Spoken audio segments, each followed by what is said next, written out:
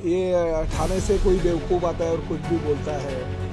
नंतर ड्रायव्हर म्हणून त्याने बसवला. मला आनंद आहे त्या गोष्टीचा. शेवटी मी सुद्धा गेली अनेक वर्ष रिक्षावर ड्रायव्हर म्हणून काम करत होतो, परंतु शेवटी ते मला ड्रायव्हर ठेवणार नाही एवढं नक्की. याचं कारण असं आहे, मला सगळ्या आतल्या आणि बाहेरच्या गोष्टी सगळ्या ड्रायव्हर असल्यावर कळतील ना, त्यामुळे ते ड्रायव्हर म्हणून तरी मला ठेवणार नाही हे मात्र नक्की.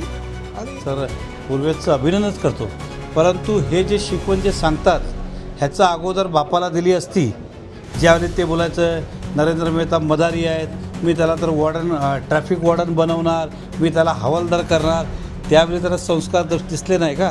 ते तरी बापाला त्यावेळी शिकवलं असतं तर आजचा दिवस हा आला नसतं. माझावर की त्याच्यावर.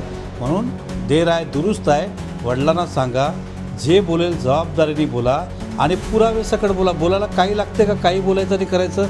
जे आज तुम्हाला हट झालं त्याला, ते आमचा कुटुंबालाही हट होतं. ज्यावेळी सरनाईक ट्रॅफिक वॉर्डन बोलतात, हवालदार बोलतात, मदारी बोलतात, त्यावेळी त्यांच्या घरात वाटलं नाही का? आणि राहिला प्रश्न तो इन्साईड स्टोरी बोलतो ना, तर ऑस्ट्रेलियाची त्याचं इन्साईड स्टोरी आमच्याकडे. यूट्यूब चॅनलला म्हटलेलं ते काय नेमकं तो गोंधळ. बघा, विषय असा आहे की सरनाईक साहेब उठसूट ठाण्यावरनं येतात आणि आरोप करतात. आता त्यांना 30% ते बोलतं जागा माझी आहे.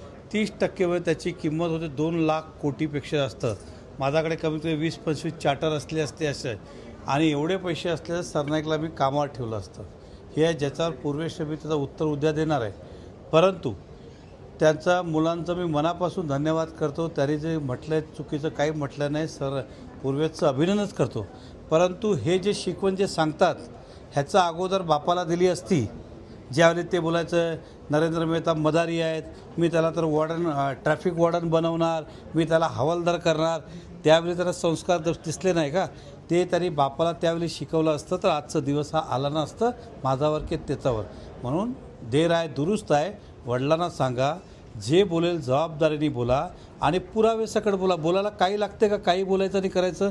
जे आज तुम्हाला हट झालं ना त्याला, ते आमचा कुटुंबालाही हट होतं. ज्यावेळी सरनाईक ट्रॅफिक वॉर्डन बोलतात, हवालदार बोलतात, मदारी बोलतात, त्यावेळी त्यांच्या घरात वाटलं नाही का? आणि राहिला प्रश्न तो इन्साईड स्टोरी बोलतो ना, तर ऑस्ट्रेलियाची त्याचं इन्साईड स्टोरी आमच्याकडेही आहे. आता संस्कार आम्हालाही तरी शिकू नका तरी, हेच मला आज त्यांना सांगायचं आहे. रिक्षावाल्यांच्या याच्यावरती मराठी सक्तीचा कायदा केलेला आहे आणि 1 तारखेपासून मोहीम सुद्धा राबवली जाणार आहे. या संदर्भात काय? बघा, मी सरनाईकचा भाष्यावर जास्त गांभीर्याने घेत नाही, कारण ते बोलतात तसं कधी होत नाही. तो निर्णय व्हायला पाहिजे, नाही व्हायला पाहिजे, हा शेवटी माननीय मुख्यमंत्री घेतील. पण त्यांचं आम्ही गांभीर्याने घेत नाही, कारण तुम्हाला माहीत आहे त्याने इलेक्शन सांगितलं, मी इकडे ST बसला तो मॉल बांधतो, अजून तिकडे पाणी हालत नाही. ते बोलून जातात पण प्रॅक्टिकल होत नाही. मग ज्याली होईल त्याली बघू. आज लोकदरबार होता सरनाईक यांचा, त्यावेळेला काही जणांनी तक्रारी केलेल्या 7-11 कंपनीबाबत. ते सगळं प्लॅन्टेड होतं. प्लॅन्टेड बोलतात ना, की मी दरबार करणार. आज तुम्हाला बघा, माझ्याकडे उद्या लोक येणार आहे, एक सांगणार की सरनाईकने असं फसवणूक केलं, हे करतील. हे आम्हाला कोणाला शिकव? राजकारणात आम्ही हे सगळं प्लॅन्टेड स्टोरी आहे. आणि जे आले होते ना, त्यातलं तथ्य असलं तर ते बोलेल ते मी हारेल. ते प्लॅन्टेड होता. आला कोण होता? एक व्यक्ती ज्यांनी बोगस कागदपत्र केले, तो 6 महिने जेलमध्ये होता. आता आला आणि बोलतो की मला फसवलं. दुसरा म्हातारा जो आलेला, एक्झाम्पल उदाहरण सांगतो, तो कोर्टात पण हारलं, SDOकडे सगळीकडे हारलं, आणि नंतर बोलतो की असं झालं, आणि त्याच्यावरही FIR आहे. म्हणजे जो आलेला त्याच जागेवर जो बोलतो की आमची जागा आहे, त्या जागेवर त्याच्यावर FIR आहे, आमच्यावर नाही आहे. तर थोडक्यात हे सगळं प्लॅन्टेड होता. सगळ्यांना शोधून आणलं होतं.